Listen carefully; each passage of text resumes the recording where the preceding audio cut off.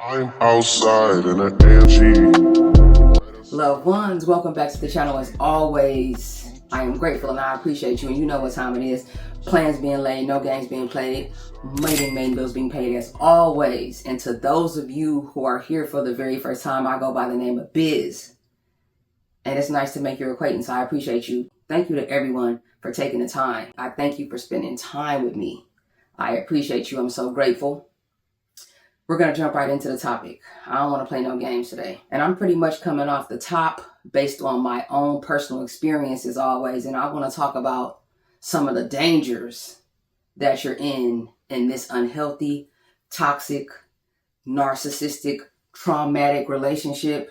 Some are going to be obvious, right? Some of the dangers you are aware of, but there's also going to be a few that you probably didn't consider or that you didn't necessarily think of, especially if this is fairly new to you. Depending on where you are in the three phases of the toxic or narcissistic relationship, love bomb, evaluation, or discard, you may have a different level of experience with this, a different level of understanding. Sometimes we kind of got to go through the cycles or go through the process for a while before we start to understand, like, okay, something isn't right. Like, I need to educate myself on this. I need to take a step back. I need to ask myself some key questions. I need to arm myself. I need to get a better understanding of what this is that I'm dealing with. I need to make sure that I'm right. I need to make sure that I'm taking care of myself. I need to make sure that my health and my wellness is together. You don't necessarily realize that you're in a battle. And most times we're under the impression that this is going to be just like any other relationship that we've ever been in. Depending on where you are, you may be contemplating like, okay, this isn't going to work out. I'm feeling crowded. The red flags are kind of starting to pop up. This isn't what I thought it would be. I don't know exactly what's changed, but the energy within this connection is the same. I need to figure out how to end this in a healthy way. I want to try to do this in a friendly or amicable or a smooth way. Breakups aren't easy, but hopefully we can dissolve this like mature adults, come to an understanding, and this person will be ready to leave my home. Nope. Doesn't work like that. Not going to work like that at all. And you'll come to find that out, if you haven't already. As I like to forewarn, this clip isn't designed to trigger anybody.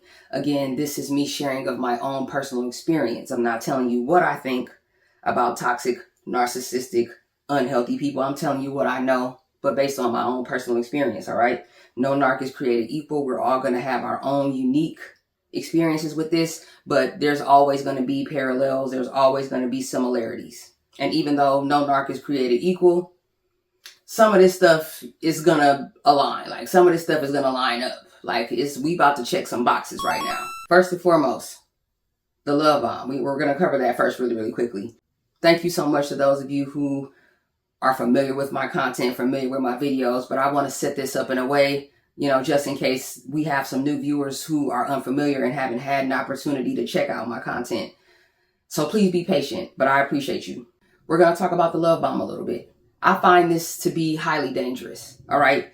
I think anyone who has relationship experience understands that in the beginning, you call that the quote unquote honeymoon phase of a relationship, right? You're still learning each other. You're learning each other's communication styles. You're learning each other's energy. You're learning what the person likes and doesn't like, the best ways to, communicate with them. You're learning each other's boundaries. You're learning each other's tales, if you will. You're learning how to connect with each other. You're learning what you all have in common still. It's like not just about the feels, but you're kind of, you're getting closer. You're becoming more and more intimate and learning more about one another's backgrounds, where you come from, what inspires you, what motivates the person, what makes this person sad, what makes them happy. And in the honeymoon phase, pretty much it always feels good, especially if you've been single for a very long time and you kind of feel a little empty and a little bit starved of affection. Like, even if you're a healthy person and you do well by yourself, there's nothing like a genuine, human, open, and honest connection. Pure, not perfect, but there's nothing like a pure connection with someone else. And you just so happen to find them attractive and you really like them and they like you too. And there's nothing wrong with that. We're supposed to enjoy that, but we want to enjoy that safely and with wisdom and discernment. You want to be smart when you're making these connections. You don't want to invest more than you can handle early in the beginning, because it's going to make it more and more difficult if you need to part ways, or if you come to figure out that you've hit a wall or hit a roadblock with this person or in this connection. If you're under the influence of them in a way that's too intense or isn't healthy, it's going to be harder for you to break away if that's what you need to do. You know, we want to be connected to everything but attached to nothing. And what I mean by that is there's nothing wrong with healthy attachment, but I'm a firm believer that there shouldn't be anything outside of your belief system, how you worship or how you fellowship, that you can't walk away from if it comes to a point where it's a hindrance to you and it's preventing you from elevating and being in your authentic self. You're finding yourself having to be guarded, or you're finding yourself having to compete. If the time comes, it's important that you're able to part ways, and you should be able to do that. We reserve the right to change our minds at any time, but without malice and without intentionally playing games with people's feelings or emotions. So this honeymoon phase, the honeymoon phase in a traditional relationship, you know, depending on how much experience you've had, you have an understanding of what that is, but the love bomb is totally different. This is, in my humble opinion, the equivalent of like trying a heavy or intense narcotic or drug for the first time. And you find yourself chasing that feeling and chasing that high that you'll never reach again. You'll never feel that feeling again.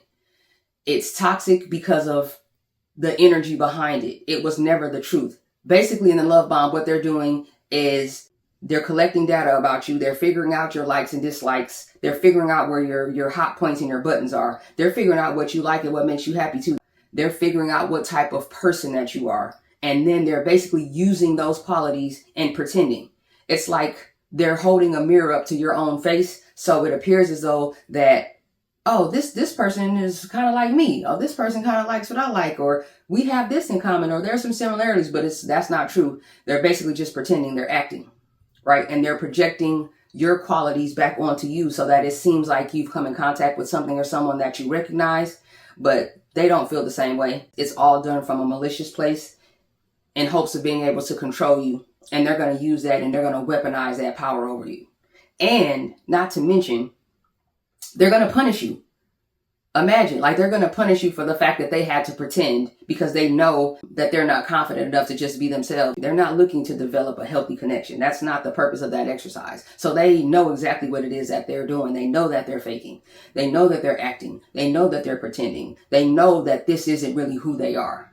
You know, they wear many different hats, and they're different things for different people. And I think we all do that. We're all multifaceted and multi-layered, but they're doing it with negative intention, and they're doing it with the intention of being able to use you and abuse you and just basically suck your life force, right? So this isn't a standard honeymoon phase. So what's going to happen is over time, you're going to start to see that facade fall. Like, the truth has to come out eventually, just like the sun. The truth has to come out. And it will. They get fatigued. They get tired. They get tired of pretending. They get tired of having to laugh at your jokes. They get tired of having to, like, get dressed and go places that you may want to go and pretend like they have interest. They get tired of having to pretend that they care about your friend group, or they care about your family, or the people that you love and that love you. They get tired of that. They get frustrated with that. Especially if you're a strong person, you're a quality person. Because the thing about it is, somewhere along the line, there was some characteristic that they saw in you that made them feel like you would be a prime target, you know, an optimal mark for them to be able to take advantage of and abuse. But we're not going to beat ourselves up about that. It's a part of being human. None of us are perfect, but they probably saw your light. They probably saw your goodness. They saw your patience. And they also probably identified the fact that you weren't holding strong on your boundaries necessarily, because they tend to test us. They're hunters. They know exactly what it is that they're looking for. So they do little tests to see how they'll respond. They kind of push and poke to find out what's going to set you off. And even if you are set off, how are you going to behave? What is your energy going to be like? So that's what they're trying to find out too. So they're gathering information. This is one of the things, part of my language, that pissed me off the most, was to find out that I was being genuine.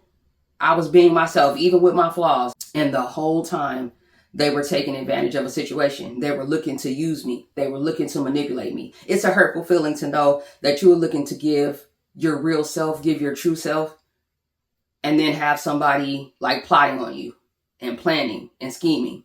You know, that was one of the things that upset me the most about this whole situation. They're collecting that data on you and they're figuring you out. But the mask is going to slip. It always does. And when you're a strong person and you're a confident person, even with your flaws, it takes more and more energy to break you down. And they get frustrated with that. They don't like the fact that you love yourself. They don't like the fact that other people care about you. They don't like the fact that they can't generate healthy, long-lasting relationships with people because they don't believe in themselves. They don't have a genuine, long-lasting relationship with themselves. So they're definitely not going to be able to do that with other people. They resent the fact that you can tell people no and they still have respect for you. They resent the fact that even as you move through your day-to-day life and you face trials and tribulations, they watch you navigate that with a smile. They watch you still loving yourself. They watch you still taking care of yourself. And they resent that because they see things and traits and characteristics in you that they wish that they had for themselves. But they're also lazy, shiftless, and not willing to do the work. They're not willing to look in the mirror and say, hey, I messed that up. I'm a jacked up individual. I need to correct this. I really want to be a better version of myself, but I don't know how. They're not going to ask somebody for help. That would give the impression that they're not perfect. Not going to do it. So they're going to punish you eventually. Sooner probably than later. The mask is going to slip. You're going to start to see real characteristics of them. You're going to start to see that rage come out.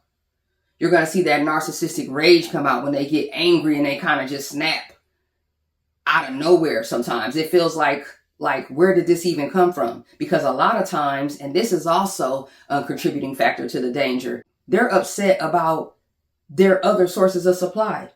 They're upset about the other connections that they're in. That's one of the obvious dangers, that you're not the only one. You're not the only one. I'll just set it out there. I'll make it plain. You are not the only one, and you never will be. But at some point in time, as you begin to understand the situation that you're in, that's a good thing that you're not the only one, because we're going to use that like psychological warfare. It's psychological warfare. We're going to use the things that are perceived as weaknesses as our strengths. And one of those is the fact that they'll eventually be distracted by the fact that they have to pretend with these other sources of supply.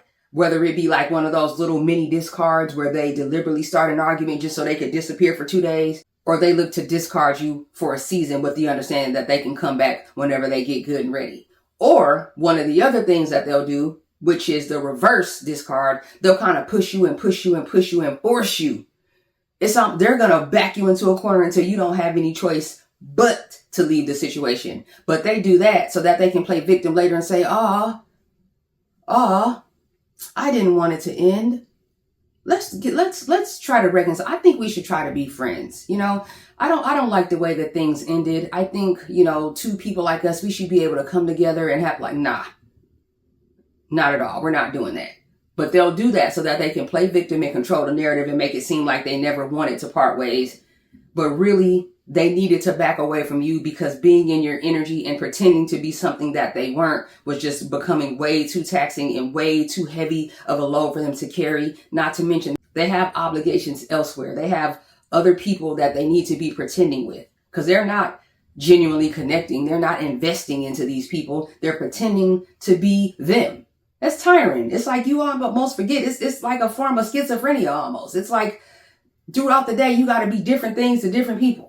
They texting this person. They might be in the house with you. They're emailing this person over here. They go sit in the bathroom or go sit in the laundry room with the door closed and have a quick sneaky FaceTime call, with this other individual because they're traveling and they don't want to make it seem like they're preoccupied. But it's like, why are you talking to me in the bathroom with the door closed? Why are you talking to me in the laundry room? Why are you in the garage? Like, why is it so dark? You understand what I'm saying? But these are the types of things that you need to be on the lookout for. Some of the dangers will be obvious, but some of them are subtle.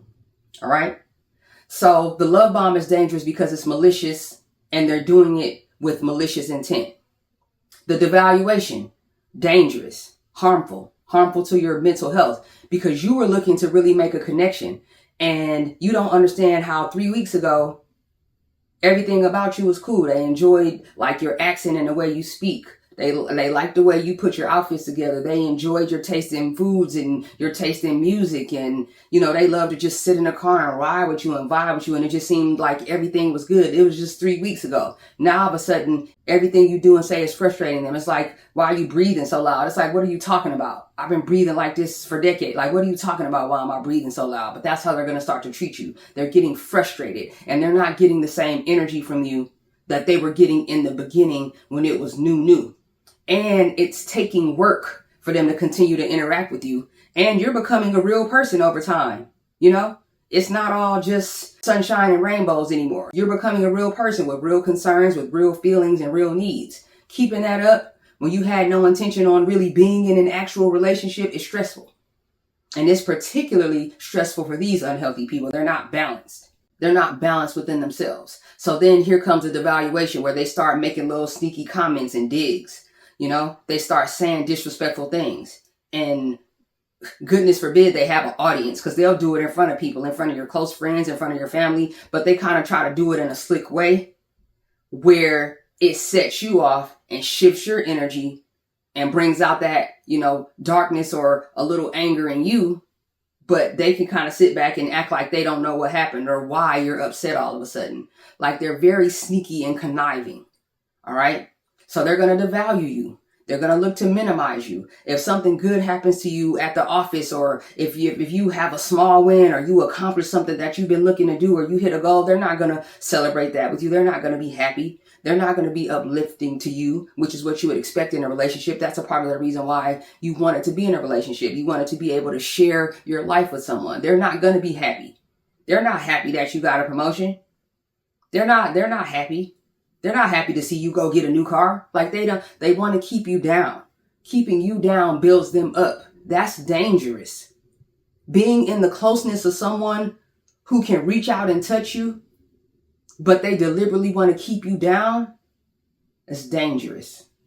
Vulnerability is one of those things. It's a gift and a curse. It's like, I find vulnerability healthy and necessary, right? After you vetted people and you understand that they have your best interest in mind. Like, it's a beautiful thing to be able to be vulnerable, to be able to have an open, honest, some people call it heart-to-heart conversation with somebody where you could tell the truth. It may even be one that becomes a little heated or uncomfortable sometimes, depending on what we're talking about, right?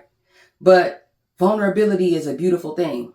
Sometimes you can have moments of vulnerability with just a passerby or a random person that you don't know, because there's things in life. Sometimes it's easier to open up to a stranger than it is someone that you know or that you admire or that you feel close to, because sometimes we fear rejection. You know, we fear being misunderstood, or we fear being judged about something that we share. And you can't put toothpaste back in the tube. You know what I'm saying? Once you tell somebody your business, now they in your business. They know your business, you know? So it can be hard. But vulnerability is important, but it's also a sign of strength to me. If you're the type of person who can make themselves vulnerable, I salute that and I respect that and I appreciate that. But you also kind of have to guard your heart and protect yourself too. Protect yourself at all times, like a fight. You understand? So you're not going to be able to experience real vulnerability with these people, because to me, vulnerability is a two-way street. There's a give and take involved with that in healthy connections. They're not going to be vulnerable with you. They're going to be making up stuff. Like, they're going to be saying what they hear you say. After a while, you're going to be sitting to yourself thinking, that sounds familiar. Like, did they only say that because I said that? Like, they become very me too. Me too, me too, me too. So be on the lookout for that. That's another thing that's dangerous. Like, they're going to use your vulnerabilities against you. They look to disarm you.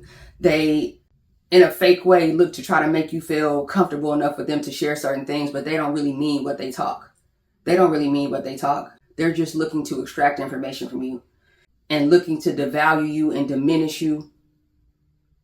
It takes a toll on your mental health, especially if this is someone that you thought that you could trust. And then that in turn sometimes will make you question yourself. And this is one of those things about being in an unhealthy connection that you don't hear a lot of people talk about, but the loss of trust within yourself. Once you don't have your trust within yourself, everything else is out the window, because you can't believe in your own thoughts and your own feelings. You're questioning yourself, and in comes the ruminating, the overthinking.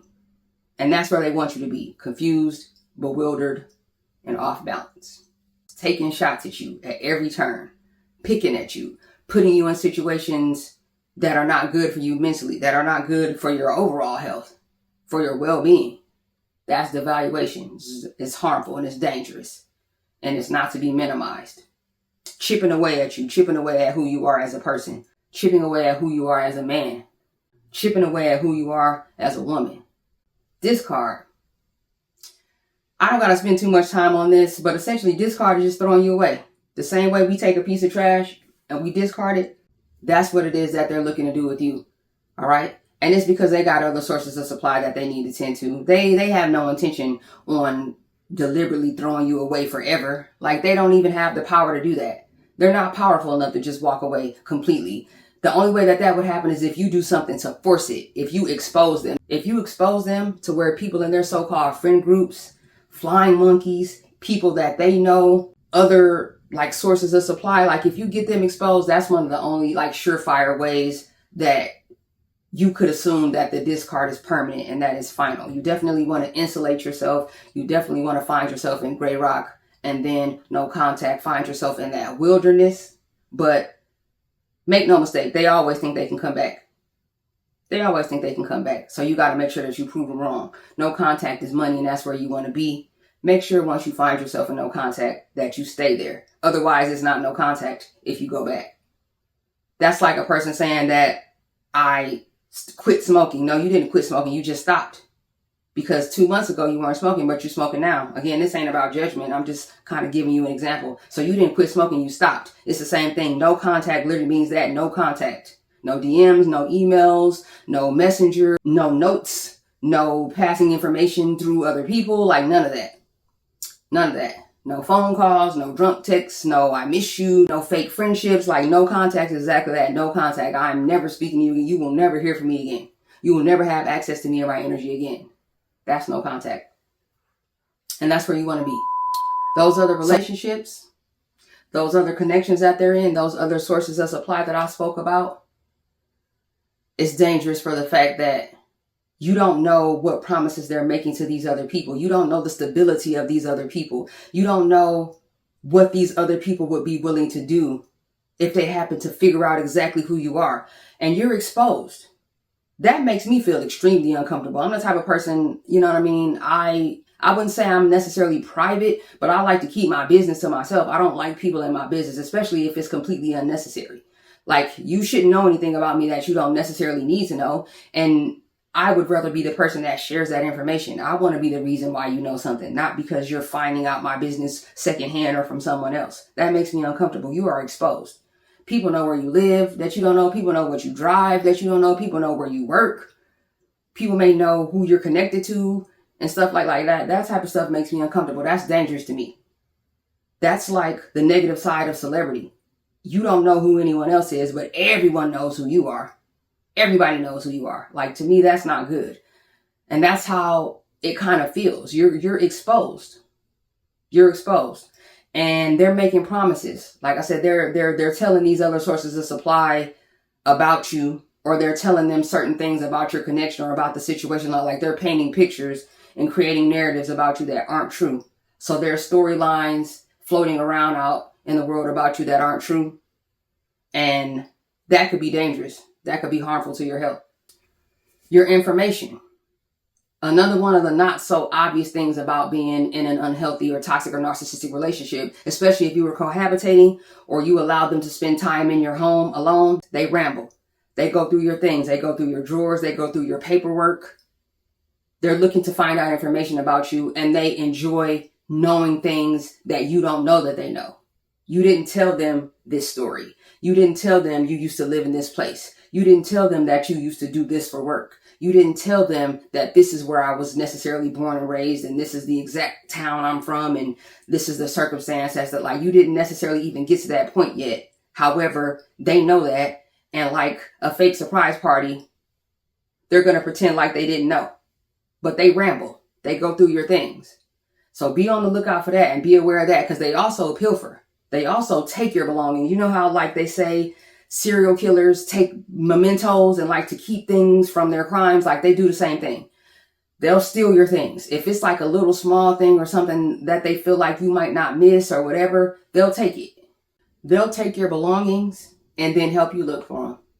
Have you walking around your house all day, tearing up your house, tearing up your car, and in the back of their minds, like they're laughing at you because they know where your grandmother's ring is. They know where the watch is that your father used to wear every day.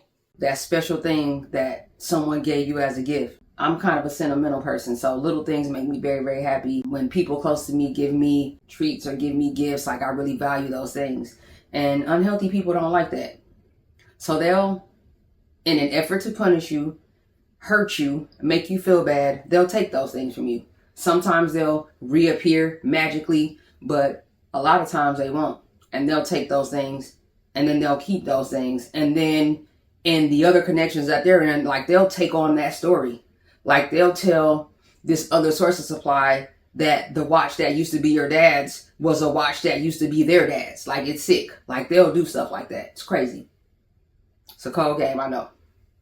So be on the lookout as you're giving these people access to you, access to your information, access to your home, access to your heirlooms and things that you consider to be valuable, things that you spend your money on, like things that you work hard for. They don't have any respect. They don't have any dignity. They don't believe in boundaries. So therefore, there's no limit to how low they're willing to go in order to hurt you, but try to build themselves up in the process. Where you work. I want to talk about the dangers of them knowing where you work and how to reach you and how to find you, just you're being accessible to them. But a toxic or narcissistic, or even as an unhealthy person, like they'll show up to your job unannounced. They'll call your job back to back to back to back. They'll look to make it difficult. There's a lot of people, and you can drop it down in the comment section. Definitely feel free to share of yourself. Share your truth, speak your truth. There's people who have lost their jobs because they were in a relationship with an unhealthy, toxic and narcissistic person. They're not happy with where they are in their lives, even as much as they try to pretend like they are. They try to pretend like they're the best thing since the air fryer. You know what I mean? But they're not happy with who they are. That's why they go around targeting people. People who have respect for themselves, who love themselves, who have hope for the future, who have purpose, who are exploring their passions and like living life. Like they don't have time to go around targeting people. But that's not what this is that you're dealing with. So your livelihood is in danger. I don't know about you, but to me, that's off limits. How people provide, how people make their money, how people take care of their children, it should be a no-fly zone. It's off limits. So that brings me to the next point I want to make. If you have kids, your children are in danger. They don't care about your kids. They don't care about anybody. They don't care about your kids. You ever leaving your kids by themselves with this person? With this unhealthy, toxic, or narcissistic person in your life? And I want to also point this out. This ain't just about romantic relationships. Toxic and narcissistic and unhealthy people are walking around all over the place. They're in your families. They're pretending to be your friends. They go to the same school as you. They pretend to be cool with you. They're in your study group. They're in the run club that you just joined. They're at your favorite restaurant where you like to go. So this ain't just about people that you're in a romantic connection with. Narcissistic energy is dangerous. And that's why it's important to be knowledgeable. It's important to be aware. I know the word gets thrown around a lot. Hey, that's the age of social media. It just is what it is. But that doesn't make it any less true. But that's why if you take the time, educate yourself a bit. You don't have to dive too deep into it, especially if you're not someone who is dealing directly with a toxic or narcissistic person. It doesn't hurt to be able to readily identify these traits in people so that you know how to navigate them and you know how to deal with it. Again, it's psychological warfare. There's nothing wrong with being informed. It's a good thing. But your kids, if you're a single parent, you share custody with someone else, you're parallel parenting with someone else. So some of the time your kids are actually there with you in the home with you, and you've invited this other person into your home or given them access to your children. They're in danger. I don't know to what extent they will go to hurt you. but I know your children are in harm's way. So be aware of that too. Not just your belongings, your family members. Some toxic and narcissistic people will deliberately look to make what seems to be like a friendship or a connection, or they want to exchange contact information with your family members. Be mindful of that. Pay attention. There's a reason why they want to exchange contact information with your cousin, with your younger brother, with your aunt. Like, it's a reason for that. They know it's going to end. Toxic and narcissistic people, like, they've done this before. You are not the first, you will not be the last, and you will never be the only. So they're looking to get information. They're looking to get information so that they could try to reach out later, so they can harm you later, so they could access you later. So post discard, they can find you later. They can reconnect. They can tell lies about you. They're spreading lies about you. They'll look to be able to spread lies about you.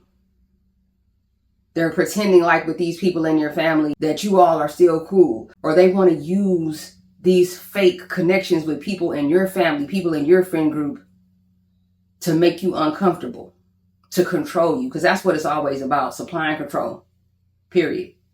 Which is why it's so important.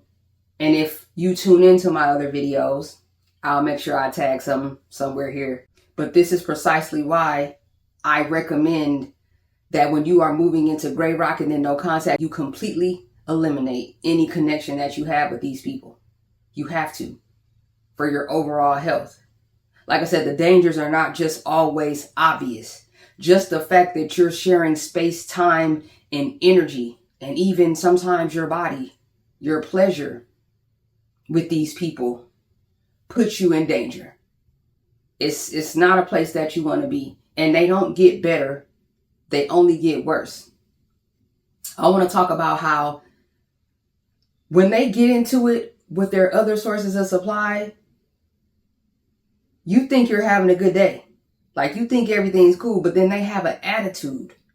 And you don't understand why that is. First of all, the fact that your connection with them is being influenced by so many other outside things that you have no awareness of, that's a problem. But the time that you waste trying to figure them out, that's a big, big problem. Time, we cannot get it back. You can get belongings back. You can make more money, but you cannot get your time back. The time that you waste trying to figure out why they're so irritated when you were supposed to be having a good day. The fact that you waste time trying to figure out why they're so frustrated with you all of a sudden when just a few weeks ago everything was fine. Like, that's dangerous to me. I want to talk about a danger too that should probably seem obvious. But if you're connecting with them physically, and you know what I'm talking about, if you're connecting with them physically in an intimate way, and you know what I'm talking about, they're doing that with other people. If you're connecting with them in a sexual way, they're doing that same thing with other people. They literally have your health and your life in their hands. That's not a joke to me. That's not a game to me. I take that very, very seriously.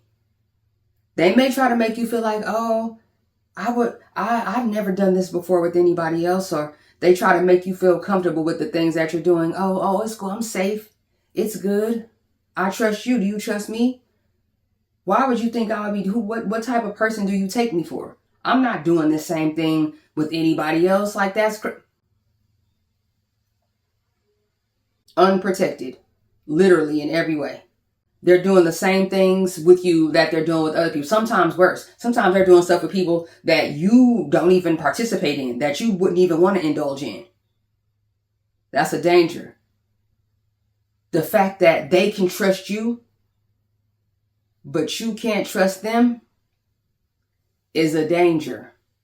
The fact that they've been exposed to your family members and friends and people that you know and love is a danger. They know where you live.